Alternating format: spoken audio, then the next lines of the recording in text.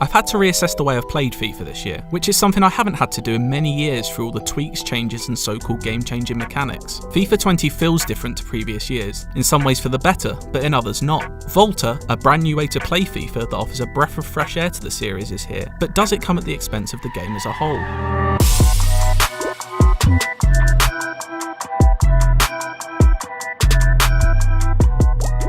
Many of FIFA 19's gameplay innovations were based on the attacking game. FIFA 20 swings the pendulum back the other way and puts much more emphasis on the other side of the ball. The way you defend has been overhauled and has never felt more crucial. Ultimately, you can no longer headlessly charge at a defender, hold down the tackle button and hope for the best. Defensive AI is also far more intelligent and they'll intercept passes and block shots much more often. That defensive focus is due in part to a new weapon attackers have in their arsenal. Strafe dribbling is a useful tool that provides more options when in control of the ball. If successful, at the very least you'll get fouled, giving you the chance to try out the new way set pieces are taken. It's initially difficult to get to grips with, but I found myself enjoying it greatly. Get past your man without being chopped down however, and you're in luck. This is thanks to a welcome adjustment to how player speed works in FIFA 20. A common FIFA 19 frustration was how easily slow defenders would often catch up with much faster attackers. I'm happy to report that's no longer the case. Add another new addition, the setup touch, and a devastating combo is possible. By rolling the ball into space by holding the right bumper and flicking the right stick, you're then able to hit a vicious shot on goal. Sadly, FIFA 20 provides little opportunity to actually achieve this, because the setup animation feels like it takes an age to complete, and often you're crowded out by tenacious defenders before getting your effort on goal away.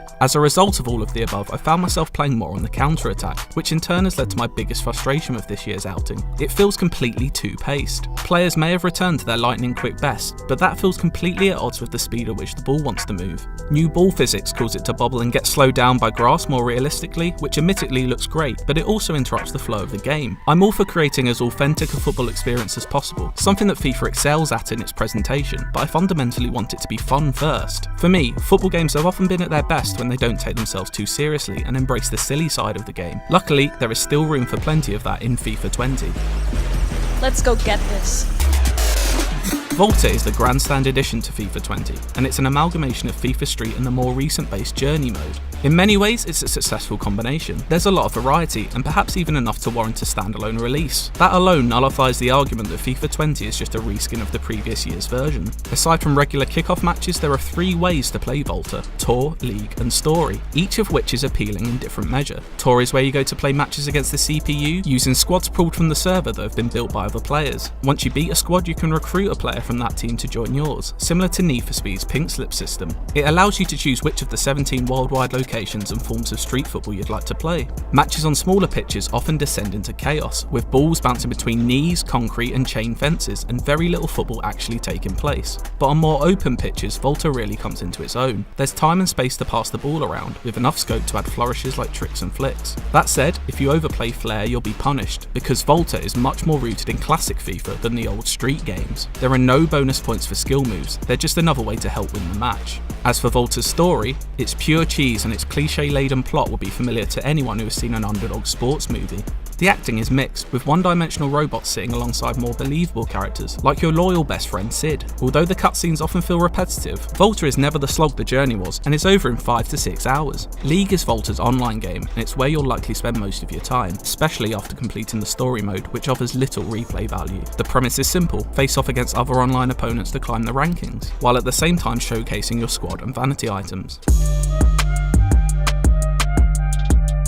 Outside Volta, there are numerous additions to other modes in FIFA 20. House Rules gets a couple of new options. King of the Hill is a possession-based mode I can see myself spending little time with, while Mystery Ball is pure madness. Every time the ball goes out of play, a new one appears on the pitch with a different perk attached. It's the kind of silliness I want from FIFA and continues the trend of last year's fun additions. Ultimate Team also benefits from House Rules modes this year, with a couple exclusive to FUT. Max Chemistry and SWATs modes are fun, but I can't see them being a massive time suck for people already invested in FUT's loop. They're found in the new FUT Friendlies section, meaning you can take your assembled squad offline and play with a friend. It's a quality of life improvement for those who don't want to worry about player fitness or contracts running down. For those going online, there are new season objectives. Much like a battle pass system, it sets challenges which rewards items only exclusive to this mode. Some are vanity items that express more of that welcome silliness in FIFA. These are all positive changes that add a bit more personalisation to the FUT experience. For years now, career mode has been overlooked. To be fair, in FIFA 20, some additions have been been made, but none are big enough to make a noticeable impact. A largely ineffectual morale system and unimaginative press conference sequences are entirely underwhelming.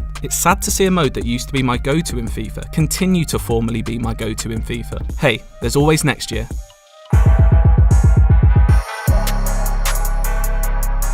Volta is a significant addition to FIFA, and while it doesn't hit all the right notes, it's a largely enjoyable way to play a wealth of content, including a story mode that's more concise and engaging than the journey. Elsewhere, improvements have been made to the core FIFA 20 experience, especially when it comes to defending, but overall controlling the ball feels less consistently fluid. For someone not attracted by the allure of Volta, the stilted pace coupled with the neglect of offline modes such as career make FIFA 20 an adequate but ultimately underwhelming entry into the series.